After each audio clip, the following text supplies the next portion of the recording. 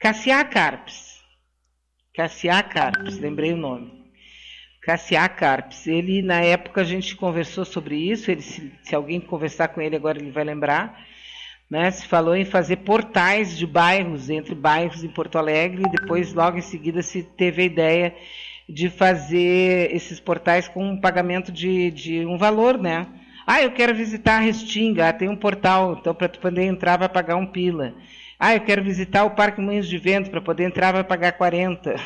Claro, né? De acordo com o nível econômico daquele bairro. Isso tudo eu falei naquela época, e eu considerei assim uma ideia absurda, vou considerar sempre uma ideia absurda. Porque faça uma pesquisa aí por mim, né? Eu ia deixar separado, acabei não deixando, mas faça uma pesquisa para saber o quanto o Eduardo Leite está dando de subsídio, dando de anistia fiscal, dando de incentivos fiscais para as empresas. São bilhões que elas vão deixar de pagar de impostos no Rio Grande do Sul. Quer dizer, esses caras pegam e dão para os amigos e depois eles tiram das crianças, porque desde ontem o governo não precisa, não é mais obrigatório o ensino básico obrigatório. Não é mais, o governo não tem obrigação.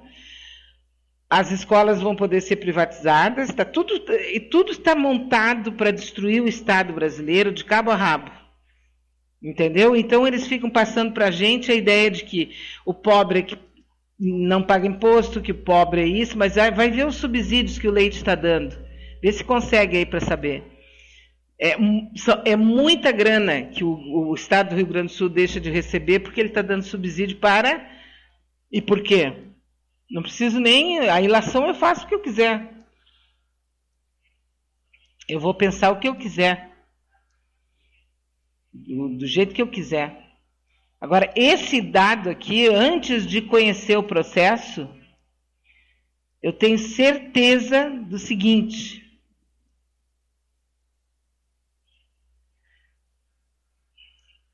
Ele sabe que não vai passar, mas ele vai fazer bonito para a galera, para tigrada, como eles falam. Sabe por que tigre, né? Tigrada. Tem noção do porquê que tem esse nome? Um dia desses a gente fala sobre o assunto também, né? A gente fala sobre este tema também. É isso aí, né? E o Lula continua sendo bombardeado por todos os lados, por todos os flancos, pelas pessoas mais inesperadas, assim. Incrível, né? Ontem o Lula fez uma afirmação, ele disse, foi anteontem, o Lula disse, né, que mesmo quem votou contra o Bolsonaro tem que saber o seguinte, ele é presidente. Eu vou ficar torcendo para que tudo dê errado? Não.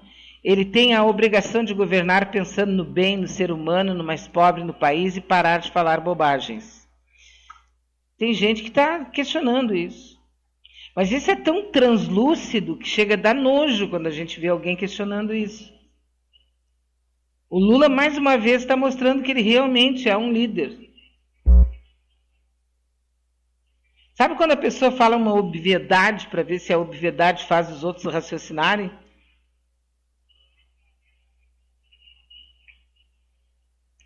Mas, enfim, né, cada um usa os neurônios quando acha mais necessário do que qualquer outra coisa, né? O Sérgio Moro, por exemplo, o Sérgio Moro vai lá, chama todo mundo disso, tira sarro dos jornalistas, depois puxa o saco do Bolsonaro. Por quê?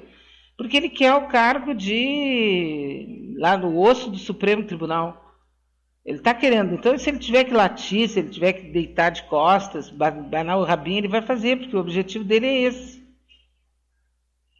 Depois, mesmo que ele seja indicado pelo Bolsonaro agora, nesse ano, que o Melo, né, que esse ano entra de férias para sempre, ganhando uma fortuna por mês, digamos que o Bolsonaro coloque o Moro lá no STF. Mesmo assim, ele pode ser candidato a presidente em 2022. Nada impede.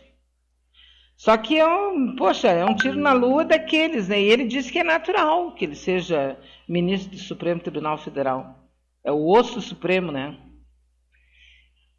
Então tem horas que tu tem que usar um pouco da malícia, né, para ver se consegue realmente fazer com que as coisas aconteçam. O Lula não pode desejar o mal para o Brasil, em hipótese nenhuma. E ele foi eleito presidente do Brasil. Se alguém não gosta, tem 57 milhões de asnos, 57 milhões de bestas, 57 milhões de burros, tudo bem. Só que ele foi eleito. Queiramos ou não, gostemos ou não, supostamente tudo se deu dentro da maior credibilidade, da maior democracia. A gente sabe que não. O Supremo Tribunal Eleitoral também sabe que não. O Supremo Osso Federal também sabe que não. Só que enquanto eles não disserem que sabem que sim, vai estar valendo o que está escrito. Não tem muito o que dizer, né? É a Suprema, é o Supremo Osso, né? É o grande Supremo Osso. Fazendo o quê, né? Nós temos agora 10 horas e 1 minuto, 10 e 1. É terça-feira hoje. Que bacana, né, gente? Nós já estamos no dia 28 de janeiro de 2020. Espetáculo. Eu considero que a vida é maravilhosa. A gente de vez em quando se assusta com ela, mas ela é maravilhosa. E a gente tem que se sentir bem. Se sentir bem e fazer e ser verdadeira naquilo que faz. E às vezes ser verdadeira é um negócio meio difícil, né? Porque tu machuca as pessoas. Quando tu não está acostumado a mentir só para poder conseguir coisas, tu machuca as pessoas sem querer, né? Eu agora vou fazer contato, vou conversar com o Dr. Milton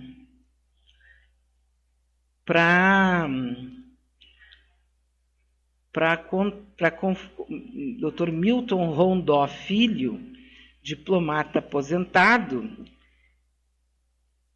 e vamos conversar um pouco. Aqui ele vai me ajudar, por quê? Porque ele tem uma coisa chamada conhecimento, informação, experiência e basicamente isso, né? Ele conhece por dentro as coisas. Isso é diferente, é maravilhosamente diferente. Nós temos que aproveitar a chance de conversar com pessoas como o Dr. Milton Rondó Filho. Bom dia.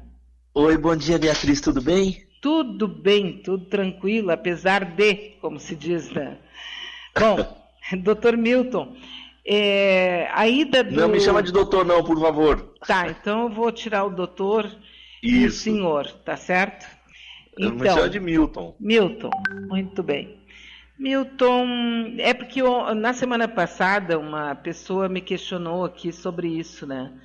Ela disse, ele é diplomata, ele é uma pessoa com larga experiência e tu tem que dar uma formalidade, o que não é muito comum em mim, né? Mas mesmo assim eu achei legal usar o procedimento. Mas obrigada aí para a gente poder ficar mais à vontade para conversar. Eu que agradeço. Eu gostaria, assim, que, como nós temos muitos assuntos, eu até conversei com a Daniela esses dias, eu estava dizendo para ela que é um privilégio conversar contigo, por vários motivos, mas eu vou te ser bem franca, um deles é, com certeza, o fato de tu ter experiência própria, tu entende? Tu não é um cara que tem uma tese, que acha que funciona assim, que leu, que sabe por ler livros. Não, tu estava lá, né? E isso é muito importante para compreender o processo, né? E numa função muito nobre, que é a função de mostrar para o mundo o nosso país e entender de dentro para fora, de fora para dentro, como é que acontece esse jogo todo internacional, né? Então eu começo com essa viagem do Bolsonaro, do presidente Bolsonaro, porque sim, ele é presidente, foi eleito por 57 milhões de pessoas, né? Numa eleição fraudada, né? Ele é ilegítimo, mas tudo bem. Sim, não, mas é como disse o Lula, e eu concordo com o Lula. Enquanto isso não ficar oficialmente dito pelo TSE, pelo Tribunal Superior Federal, na prática ele é presidente. Ilegítimo, acho que a gente pode dizer presidente E fica ilegítimo. legal, Porque, presidente você tem ilegítimo. no direito você tem as duas figuras, né? Você tem leis que são legais, né? Mas não são legítimas, né? Enfim, tem leis que são legais e legítimas. Eu acho que nesse caso a gente pode chamá-lo de ilegítimo, né? Ilegítimo. Porque o principal candidato foi preso por lawfare, né? Para não ganhar as eleições, né? Então, enfim, não foram eleições limpas, foram eleições fraudadas, mas enfim. Enfim, ele esteve na Índia e assim o que aparece é que foi assim um gol de placa, que voltou com muitos projetos e tal. Na tua leitura, pela experiência, o que tu nos diz a respeito disso? Olha, na verdade, eu acho que assim, esclarecer uma coisa, acho que a pessoa que melhor escreve, na minha opinião, assim, o Celso Amorim, eu acho que ele é brilhante, escreve super bem, embaixador Samuel Pinheiro Guimarães também recomendo a leitura, mas tem um rapaz que é mais jovem, que é o Marcelo Zero. Ele enfim, fez relações internacionais, o pai dele até era embaixador. O Marcelo é brilhante e eu acho que dá para pegar, dando um Google, dá para pegar o artigo dele sobre a viagem à Índia, né? E ele demonstra isso, quer dizer, que na verdade foi uma viagem vazia, ele voltou de mãos abanando, né? Pura propaganda, né? E a destruição que ele tem feito dentro do grupo dos BRICS é enorme, né? Assim, só não inviabilizou o grupo porque os outros países têm visão estratégica, né? E percebem que, enfim, tem um ditado tibetano que diz as águas passam, o rio fica, né? Quer dizer, ele vai passar, essa noite vai passar, esse pesadelo vai passar, o Brasil deve retomar enfim, a sua independência, porque nesse momento sequer independente né? Então, enfim, eu acho que vale a pena a leitura. Recomendo sempre a leitura do Marcelo, ele escreve basicamente uma vez por semana. O título dessa semana é Gandhi, de certo, não gostou de ter o seu túmulo profanado por Bolsonaro. Exatamente, você leu. Ótimo. Perfeito, exatamente. Marcelo é brilhante. Marcelo consegue ter uma visão estratégica particular, porque no caso do Brasil, enfim, a minha visão, quer dizer, como a gente tem uma sociedade tão estratificada, né, é difícil você conseguir ter visão estratégica, né? A gente acaba ficando fechado dentro da nossa caixinha, né?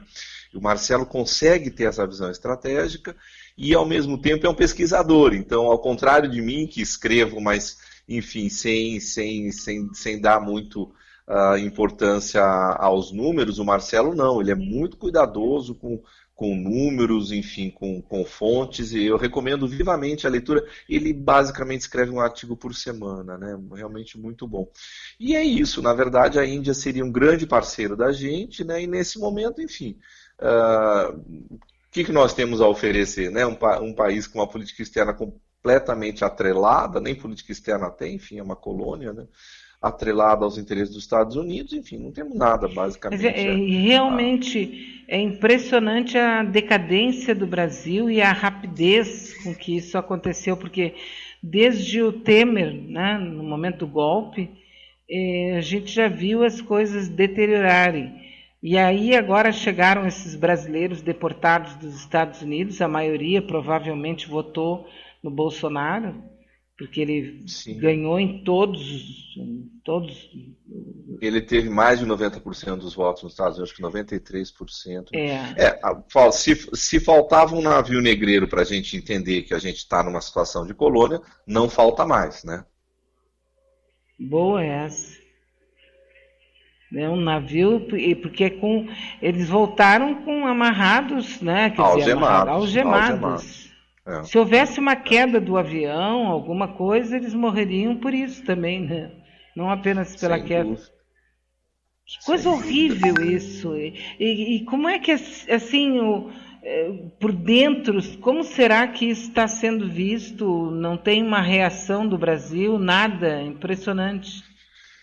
Olha, eu acho que na medida em que a gente, de novo, a história das caixinhas, né, a estratificação que a gente tem, quer dizer, você pode notar que eles têm muito cuidado em não confrontar a alta burocracia, né? Mesmo no caso de Itamaraty, enfim, embora não haja uma política externa nesse momento, nós somos uma colônia, portanto, sem política externa, só seguimos